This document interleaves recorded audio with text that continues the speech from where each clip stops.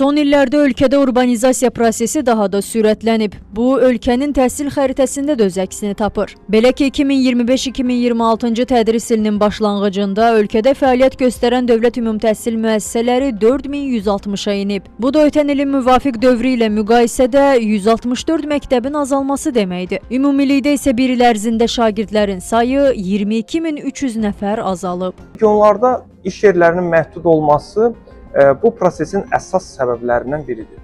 Ailə gəliri sabit olmazsa, insanlar daha böyük iqtisadi imkanlar olduğu şəhərlərə üst tuturlar. Bu isə kənd və rayonlarda həm əmək resurslarının, həm də istehlakın azalmasına gətirib çıxarır. Məktəb yalnız təhsil müəssisəsi deyil, həm də kənd və qəsəbələrin sosial mərkəzidir.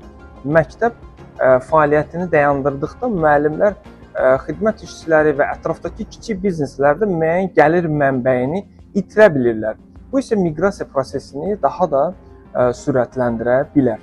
Ekspertin fikrincə, urbanizasiya dünyanın bir çox ölkələrində müşahidə olunan təbii prosesdir. Lakin əhalinin yalnız müəyyən şəhərlərdə cəmləşməsi həm infrastruktur, həm də sosial xidmətlər baxımından əlavə yük yaradır. Bakı və ətraf ərazilərdə məktəblərdə sıxlığın artması, yeni təhsil müəssisələrinə ehtiyacın yaranması da bunun nəticələrindən biri hesab olunur.